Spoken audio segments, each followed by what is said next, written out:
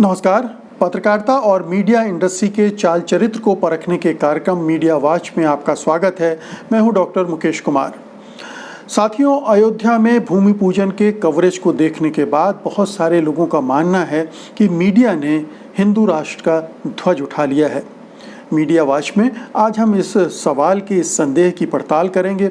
साथ ही ये भी देखेंगे कि सुशांत सिंह राजपूत की मौत के मामले में कैसे मीडिया, पुलिस, वकील और जज सब कुछ बन गया है। इसके अलावा आज के मीडिया वॉच में हम ये भी परखेंगे कि कैसे चीनी घुसपैठ के मामले में एक दो पत्रकारों ने पूरे मीडिया को निकम्मा और नाकारा साबित कर दिया है। तो आइए शुरू करते हैं आज का मीडिया वॉच।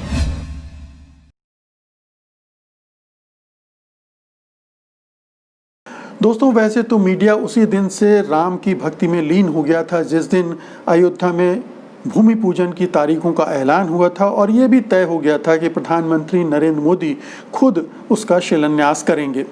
अयोध्या की सजावट और दूसरे बंदोबस्तों के बारे में जनता को बताना, दर्शकों को बताना तो खैर पत्रकारिता की जिम्मेदारी का हिस्सा है, मगर चैनलों का रंग रूप और रिपोर्टर एंकर के रंग ढंग ऐसे बनने लगे थे जैसे वो अब पत्रकार से बीजेपी के कार्यकर्ताओं में रूपांतरित हो रहे हों, बीजेपी के कार्यकर्ताओं की भूमिका में उन्हें आना हो। चैनलों की खबरों से आसानी से समझा जा सकता था कि केवल बीजेपी और संघ परिवार ही नहीं, हमारे रिपोर्टर एंकर भी इस अवसर की प्रतीक्षा कर रहे थे, इसीलिए उनकी खुशी छिपाए नहीं छिप रही थी। वैसे अब ये छिपाने वाली बात रही भी नहीं है, वे तो इसका खुलकर प्रदर्शन करने लगे हैं। इसीलिए हमने देखा कि कई रिपोर्टर के माथों पर त्रिपुंड लगा हुआ है और कई राम नामी गमछा गले में डाले हुए हैं। इन राम भक्त पत्रकारों की भाषा भी जो संघ की भाषा है उससे होड़ लेने लगी। उनकी जो आम बोलचाल की भाषा मीडिया में इस्तेमाल होती है उसकी जगह उसमें संस्कृत निष्ठ शब्द भरने लगे। वे रिपोर्टिंग में राम के जीवन के प्रसंगों का उल्लेख करने लगे, दोहे और चौपाइयों उनके उद्धरणों में आने लगी। कुल मिलाकर वे हिंदुत्ववादी संगठनों के अघोषित प्रवक्ता बन गए और उन्होंने राम की महिमा गाने को ही पत्रकारिता का धर्म समझ लिया। लेकिन सबसे ज़्यादा उनकी पोल खुली 5 अगस्त के दिन। यहाँ आकर उनकी भक्ति राम के साथ मोदी से भी जुड़ गई। वे मोदी के इस चमत्कार के सामने बिल्कुल नतमस्तक हो गए। उन्होंने उनकी प्रशंसा एक महानायक की तरह कर डाली और यहाँ तक कि ऐसा लगने लगा कि वे राम से भी ज़्यादा मोदी के भक्त हैं और राम से ज़्यादा बड़ा कद मोदी का है। एनडीटीवी इस बात से गदगद था कि पीएम सोशल डिस्टेंसिंग का बिल्कुल ख्याल रख रहे हैं, बार अपने हाथों को सैनिटाइज कर रहे हैं। आज तक के एंकर उनकी वेशभूषा पर ही फिदा थे। टाइम्स नाउ की नाविका कुमार संबित पात्रा के साथ स्टूडियो में ही भजन गाने लगी, तो जी न्यूज़ ने अपने स्टूडियो में ही एक राम मंदिर बना दिया और भजन कीर्तन का आयोजन भी कर डाला।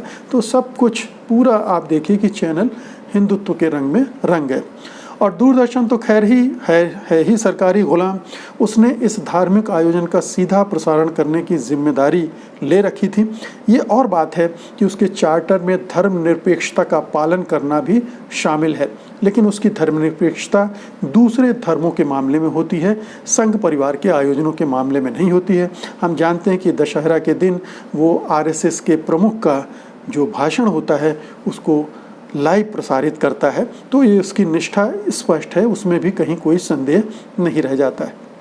तो जैसा कि पालतू पत्रकारिता की रामायण और गीता कहती हैं कि उसका जन्म हिंदुत्व की सेवा करने के लिए हुआ है और उसे सरकार और संघ परिवार की किसी भी गतिविधि पर प्रश्न नहीं करना है, तो वो इस पर डटा रहा।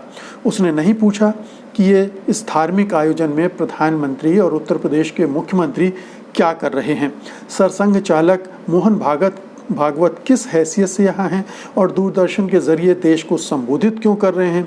उसे न लोकतंत्र की परवाह थी और न ही संविधान की चिंता। उन्हें राजधर्म का सवाल उठाना चाहिए था, मगर वे धर्म राज्य की स्थापना में ही मगन थे। सरकार ने पहले ही परामर्श जारी कर दिए थे कि भाई चैनलों पर कोई विवाद वगैरह नहीं होना चाहिए, कोई इस तरह की चर्चा ना हो जिससे इस पूरे खूब सुंदर से भक्तिपूर्ण वातावरण में विघ्न जैसा महसूस हो। और मीडिया ने उसकी हुक्मदुली करने तो कर नहीं सकता था, इसलिए उसने तमाम निर्देशों का उससे भी ज़्यादा सख्ती से पालन किया जितनी की अपेक्षा सरकार करती है। तमाम विवादों की आड़ में भाड़ में झोंका और कीर्तन मंडली में शामिल हो गया, भजन कीर्तन करने लगा, राम राम राम राम जपने लगा। उसने 1 साल पहले कश्मीर से विशेष दर्जा छीने जाने को याद तो किया हल्के फुल्के ढंग से, मगर सरकार की उपलब्धियों के तौर पर, ना कि कश्मीरियों के दुख दर्दों को ध्यान में रखकर। कश्मीरियों की पीड़ा न सुनाई दे, इसलिए उन्होंने राम भजन का वॉल्यूम थोड़ा और बढ़ा दिया। देश में 20 लाख लोग कोरोना से संक्रमित हैं और 40,000 लोग मर चुके हैं, मगर वो राम नाम की अफीम खाकर मस्त पड़ा रहा। उसने असम और बिहार में आई भीषण बाढ़ों का भी जिक्र नहीं किया, उसे सरासर नज़रअंदाज कर दिया। वास्तव में ये वास्तविक समस्याओं से ध्यान हटाने के लिए इस तरह की घटनाओं का भावनात्मक कवरेज भी कर रहा था। इसका एक कारण ये भी था कि उसमें इतना उन्माद और इतनी भावनाएं भर दी जाएं ताकि जो सरकार की असफलताएं हैं उनसे लोगों का ध्यान हट जाए। यानी इस तरह से भी वो सरकार की मदद कर रहा था, सरकार की आलोचना करने का किसी को मौका नहीं दे रहा था। संघ के एजेंडे को पूरा करने के लिए ज़रूरी है कि सरकार का इकबाल बुलंद रहे, उसमें कहीं कोई खरोंच न दिखे, उसमें चीन जैसे की घुसपैठ और चीन की ज़मीन पर कब्जे जैसे विवाद आकर उसकी रुतबे को कम न करें, उसकी महिमा को कम न करें। इस तरह उसने एक बार फिर से साबित कर दिया कि वो हिंदू राष्ट्र के निर्माण में कदम से कदम मिलाकर चल रहा है। ध्यान रहे, अभी तो ये झांकी है, मथुरा काशी बाकी है।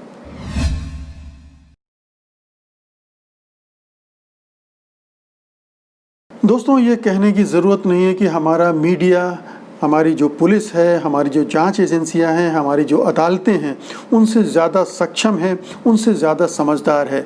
जहां ये नहीं पहुंच पाती हैं वहां हमारा मीडिया पहुंच जाता है।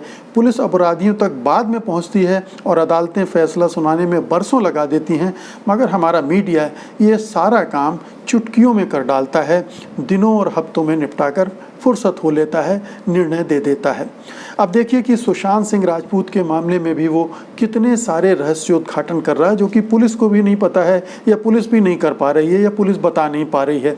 सुशांत क्या क्या करता था, किस गर्लफ्रेंड के साथ उसके कैसे संबंध थे, वो अवसाद में था, दवाई लेता था, गूगल पर क्या सर्च करता था, वापस लौटकर खेती करना चाहता था, वगैरह वगैरह। इतनी सारी जानकारियां उसने उगल दी हैं कि सब उलझ कर रह गए हैं, और पुलिस को भी समझ में नहीं आ रहा होगा कि इन जानकारियों का करें क्या, और कैसे सुशांत की जो मौत हुई है, जो उस पर रहस्य का पर्दा पड़ा है, उसको कैसे हटाए, वो हत्या थी या आत्महत्या थी।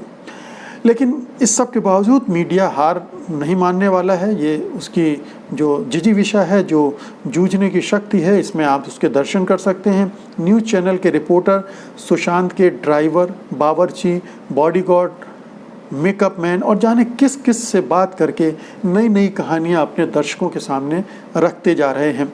उन्होंने सुशांत के दोस्तों को पकड़कर इंटरव्यू कर डाले, सुशांत के साथ काम करने वाले कलाकारों से कुछ नया बुलवाकर केस को नया मोड़ देने की कोशिश कर डाली। कंगना रनौत, जो कि अघोषित तौर पर बीजेपी की प्रवक्ता भी हैं और हर मामले में विशेषज्ञता रखती हैं और कुछ ऐसा बोल देती हैं जिससे हेडलाइन बन जाए, तो उन्होंने उनको भी पकड़कर उनसे भी बातचीत कर डाली। चैनलों को जहां कहानी बनाना मुश्किल हो जाता है, वहां वे रिक्रिएशन पर आ जाते हैं। यानी कोई कहानी अगर आगे नहीं बढ़ रही है तो दर्शकों को उसी के रोमांच में उलझाने के लिए उस घटना को वो रिक्रिएट करते हैं, ड्रामेटाइज करते हैं। किसी चैनल ने सुशांत की मौत को रिक्रिएट कर डाला तो एबीपी न्यूज़ ने लाइव पोस्टमार्टम ही कर डाला। आप सोचिए कि कितनी दूर की समझ रखते हैं हमारे चैनल, कितने कल्पनाशील हैं और कितनी क्रिएटिव हैं, रचनात्मक हैं कि वो सारी चीज़ें रिक्रिएट कर सकते हैं, यहाँ तक कि पोस्टमार्टम भी।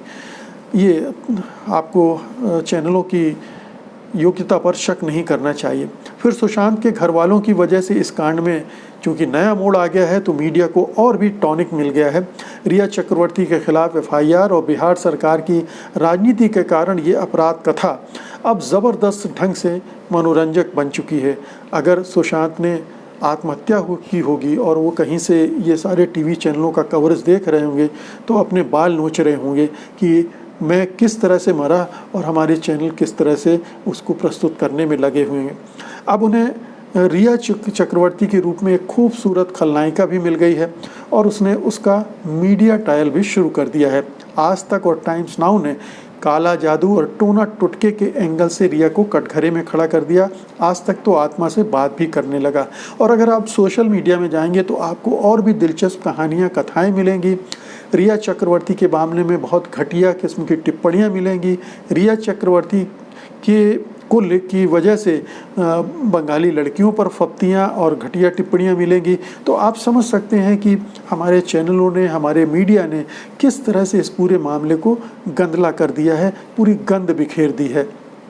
आप समझ सकते हैं कि हमारे मीडिया का किस हद तक टेबलॉइडकरण हो चुका है। टेबलॉइड जर्नलिज्म होती है, एक तरह की पत्रकारिता होती है जिसमें सनसनी होती है, प्राइवेट लाइफ में घुसपैठ होती है, सेक्स होता है और खबरों को बढ़ा चढ़ा कर, तथ्यों को तोड़ मरोड़ कर पेश किया जाता है। तो हमारा जो मीडिया है, जो ख़ास तौर पर हमारे न्यूज़ चैनल हैं, वो इस दिशा में पारंगत होते जा रहे हैं, पारंगत हो गए हैं और किसी भी अच्छे खासे टेबलॉइड से मुकाबला कर सकते हैं। तो उन्होंने इस मामले में भी यही किया। इस तरह के तमाम मामले में वो यही करता है। आप याद कीजिए कि जब श्रीदेवी की मौत हुई थी तो वो भी संदेह से घिरी हुई थी, उसमें भी उसने इसी तरह से सनसनी, सेक्स और अटकलबाजियों की पत्रकारिता की थी और अब भी वो यही कह रहा है। कायदे से उसे घटनाओं को केवल रिपोर्ट करना चाहिए था, मगर वो खुद को एक किरदार बनाने पर आमादा है। उसे ये लग रहा है कि सुशांत के मामले में इतना सारा मसाला है कि दर्शकों को अपनी तरफ खींचा जा सकता है, दर्शकों को बांधा जा सकता है, क्योंकि दर्शकों में एक जिज्ञासा है, एक फिल्म पर्सनालिटी है जिससे कई और पर्सनालिटी जुड़ती जा रही हैं। रिया चक्रवर्ती एक खूबसूरत ग्लैमरस चेहरा है, वो भी जुड़ गया है। तो इन सब मामलों से दिलचस्पी, सीबीआई जांच, 2 राज्य की पुलिस आपस में भिड़ी हुई हैं, इन सब को लेकर जो खिचड़ी पक रही है, जो मसाला बन रहा है, वो मीडिया के लिए हॉट केक की तरह है और मीडिया उसको पका पका कर बेच रहा है धड़ल्ले से। इसीलिए आपने देखा होगा कि जब जन्मभूमि का पूजन हो रहा था अयोध्या में, तो उस समय भी कुछ चैनल सुशांत की में ज़्यादा दिलचस्पी दिखा रहे थे। वो खबर तो दिखा रहे थे, लेकिन बीच बीच में उससे जुड़ी खबरें भी बीच बीच में डाल रहे थे, क्योंकि उनको पता है कि इस घटना में तो लोगों की दिलचस्पी है ही, लेकिन सुशांत पर भी लोगों की नज़र लगी हुई है कि उस केस में क्या डेवलपमेंट हो रहे हैं। तो बीच में पट्टी आ जाती थी सीबीआई जांच के आदेश। तो इस तरह से आप लगातार देखें और अब ये मामला चलेगा, क्योंकि सुशांत का मामला परत दर परत खुल रहा है। 2 राज्य आपस में उलझ चुके हैं। बिहार में चुनाव हैं, वहाँ राजनीति हो रही है। नीतीश कुमार को कुछ इसमें ऐसा लग रहा है जिससे जो राजपूत वोट हैं उनको कंसोलिडेट किया जा सकता है, जो गठबंधन के साथ बीजेपी है उसके साथ मिलकर। तो ये तमाम इसके पहलू हैं। तो हर आदमी अब सुशांत की मौत से अपना हिस्सा खींच रहा है। मीडिया भी उसमें गिद्ध की तरह अपने हिस्से की बोटी नोच लेने में लगा हुआ है और इसीलिए उसमें तरह तरह की मसालेदार चीज़ें डालकर पका रहा है।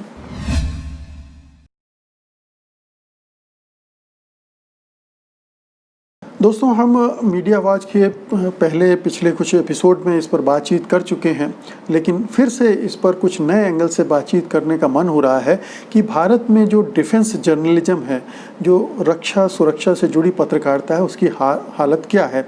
हम सब जानते हैं कि हमारे यहाँ जो डिफेंस जर्नलिज्म है, दरअसल उसमें जर्नलिज्म बहुत कम है, प्रोपेगेंडा बहुत ज़्यादा है। जो सरकार कहती है, जो सेना कहती है, उसको जस का तस मीडिया में रिपोर्ट कर दिया जाता है। उस पर प्रश्न चिन्ह नहीं लगाए जाते आमतौर पर, और साथ ही देशभक्ति के नाम पर सेना और सरकार की गड़बड़ियों और नाकामियों को छिपाया भी जाता है। यानी सेना में अगर करप्शन है, सेना में अधिकारी कुछ गलत काम कर रहे हैं, उन्होंने किसी को ज़बरन मार डाला है, हत्याएं कर दी हैं, ऐसे बहुत सारे कांड हुए हैं, चाहे वो नॉर्थ ईस्ट में हो, चाहे कश्मीर हो या दूसरी जगहों पर। तो इन सब पर पर्दा डालने में भी मीडिया आगे रहता है। और चूंकि अब तो ऐसी देशभक्ति का दौर आ गया है जिसमें सेना, पुलिस, इन सब के मामले में निगेटिव बातें करना यानी देश के खिलाफ देशद्रोही हो जाना मान लिया जाता है। तो ऐसे में हमारा मीडिया और भी ज़्यादा प्रोपेगेंडिस्ट हो गया है, प्रोपेगेंडा करने वाली मशीन बन गया है। अब देखिए, ये जो नया संदर्भ है कि लद्दाख में चीन की सेना की घुसपैठ हुई और उसमें उसने ज़मीन पर, भारतीय ज़मीन पर कब्ज़ा भी कर लिया, इसको सरकार छिपा रही है, सेना छिपा रही है और मीडिया भी छिपाने में लगा है। सरकार के साथ भिड़कर वो मीडिया का इस पर पर्देदारी करने में लगा हुआ है। तो हमारा जो पालतू मीडिया है वो लगातार ये देश प्रेम की दुहाई देकर हर उस शख्स का मुंह बंद करने में लगा हुआ है जो सरकार से पूछता है कि चीनियों ने भारतीय ज़मीन पर कब्ज़ा किया है या नहीं, उसकी हालत क्या है। अब ये अगर चीज़ें ऐसी ही चलती रहती तो हमें कभी पता न चलता कि चीनी सेना ने भारतीय ज़मीन पर कब्ज़ा किया है। ये तो शुक्र है कि एक दो पत्रकार ऐसे हैं जिन्होंने इसकी तह में जाकर ऐसी ऐसी खबरें निकाली कि जिसका जवाब देना सरकार के लिए मुश्किल हो गया, सरकार की ज़ुबान पर ताला लग गया। प्रधानमंत्री नरेंद्र मोदी जो अपनी 56 इंच की छाती लेकर ढोल पीटते रहते हैं, उनकी छाती सिकुड़कर 36 इंच की हो गई और अब वो उनकी मुंह की बोलती बंद है, वो कुछ बोल नहीं पा रहे हैं कि घुसपैठ हुई है कि नहीं। एक बार बोला था, पकड़े गए थे और तब से उनकी ज़ुबान पर चीन का शब्द ही नहीं आता है। तो ये लगातार हो रहा है और ये पत्रकार वास्तव में चीन ने क्या किया है, वो कैसे घुसा है या नहीं घुसा है, घुसा था तो लौटा है या नहीं, ये सारे की इन्होंने पोल खोल दी। अगर आज हम जानते हैं कि सरकार झूठ बोल रही है और प्रधानमंत्री ने भी झूठ बोला था, तो इसकी वजह ये पत्रकार हैं जिन्होंने खोद कर खबरें निकाली हैं और अभी भी निकाल रहे हैं। इन्हीं में से एक पत्रकार हैं कर्नल अजय शुक्ला। जाहिर है कि वो फ़ौज में भी थे। वास्तव में इन्होंने ही सबसे पहली ये खबर ब्रेक की थी कि चीन ने गलवान घाटी में घुसकर भारतीय ज़मीन पर कब्ज़ा कर लिया है। इसके बाद पैंगोंग और देपसोंग वाले इलाकों में चीन की घुसपैठ की खबरें भी उन्हीं के हवाले से आईं। उनकी इन खबरों का आज तक सरकार की तरफ से कोई खंडन नहीं किया गया है। अजय शुक्ला ने रक्षा मंत्रालय की उस एक हरकत को अभी हाल में बेनकाब किया है कि कैसे उसने अपनी वेबसाइट पर एक रिपोर्ट को अपलोड करने के बाद हटा लिया क्योंकि उसमें चीन की घुसपैठ का जिक्र था और ये एक तरह से सरकार द्वारा स्वीकार कर लेना था कि चीन की सेना भारतीय सीमा में घुसपैठ की है और वो वहाँ पर काबिज है। तो ये जब चीज़ें सामने आने लगी तो फटाफट उस खबर को, उस वेबसाइट से उस रिपोर्ट को हटा लिया गया। तो इसका ये भी अजय शुक्ला के ज़रिए ही सामने आई। रक्षा मंत्रालय के इस कदम ने एक बार फिर से पुष्टि कर दी कि सरकार चीन के कब्जे की बात छिपाकर अपनी नाकामियों पर पर्दा डालने की कोशिश कर रही है। अजय शुक्ला बिजनेस स्टैंडर्ड नाम का एक अखबार है, उसके सामरिक मामलों के संपादक हैं। वे पहले टीवी चैनलों के लिए भी काम कर चुके हैं। उन्होंने पहले भी बहुत ही विश्वसनीय रिपोर्टिंग की है, मगर इस बार उन्होंने सरकार के छक्के छुड़ा दिया है, यहाँ तक कि प्रधानमंत्री नरेंद्र मोदी को भी हिलाकर रख दिया है। तो जो छवि नरेंद्र मोदी की पहले थी, ये चीनी हमले या चीनी कब्ज़े के बाद वैसी नहीं रही। वो पाकिस्तान के खिलाफ जिस तरह से चौड़े होकर घूमते थे, पाकिस्तान को सबक सिखाने की बात करते थे, सर्जिकल स्ट्राइक करते थे और यहाँ तक कि एयर स्ट्राइक भी कर डाली थी, वो सारी चीज़ें अब लोग भूलते जा रहे हैं। अब मामला ये आ गया है कि चीन में क्या हुआ ये बताइए, चीन में आपने क्या किया ये बताइए, हमारी ज़मीन खाली हुई या नहीं ये बताइए। और ये ऐसे सवाल हैं जिनके जवाब प्रधानमंत्री नरेंद्र मोदी नहीं दे पा रहे हैं। और अगर ये नौबत आई है तो अजय शुक्ला की इस तरह की रिपोर्टिंग की आई है जिनके जाहिर है कि कॉन्टेक्ट्स सेना में भी हैं और बहुत तरह से उन्होंने अपने नेटवर्क को बना रखा है जहाँ से उन्हें ये पक्की ठोस जानकारियाँ मिलती हैं और उसको वो ठोंक बजाकर मीडिया में देते हैं। और ये भी मैं बता दूं कि अजय शुक्ला की जो ज़्यादातर रिपोर्ट है वो मेन स्ट्रीम मीडिया ने नहीं छापी है, पालतू मीडिया, गोदी मीडिया ने उनको उठाया भी नहीं है। जब शोर मचने लगा तब उठाया है, लेकिन बगैर जिक्र करके। तो ज़्यादातर ये वेब पर, इंटरनेट पर के जो वेबसाइट्स चलती हैं उनमें शेयर हुई है, उनमें प्रकाशित हुई है और उसके बाद फिर सब जगह सर्कुलेट हुई है। तो इस पूरे मामले में, चीन वाले मामले में मीडिया का रोल बहुत ही नकारात्मक रहा है, सरकार परस्त रहा है, प्रोपेगेंडा करने वाला रहा है और वो देश हित में कतई खड़ा नहीं हुआ है। उसने देश हित की आड़ लेकर सरकार का बचाव किया है। और जब भी कोई सरकार पर हमला करता था, जैसे राहुल गांधी लगातार कर रहे हैं, तो राहुल गांधी के खिलाफ भी मीडिया हमलावर हो गया है। तो ये पूरी तस्वीर है जो हमारे यहाँ रक्षा की पत्रकारिता होती है, डिफेंस जर्नलिज्म होती है, उसकी क्या दयनीय स्थिति है।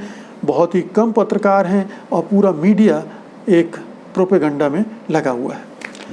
तो दोस्तों, ये था आज का मीडिया वॉच। उम्मीद है कि आपको ये पसंद आया होगा और आप इस वीडियो को लाइक करेंगे, बड़े पैमाने पर शेयर करेंगे ताकि ये ज़्यादा से ज़्यादा लोगों तक पहुंच सके। और मैं ये निवेदन भी करूंगा कि डीबी लाइव को भी सब्सक्राइब कीजिए, क्योंकि ये आपका मनपसंद चैनल है। इसी चैनल पर आपको इस तरह की खबरें और रिपोर्टें मिल सकती हैं। और अब मुझे अनुमति दीजिए, अगले शनिवार को आपके साथ फिर मुलाकात होगी। तब तक के लिए नमस्कार।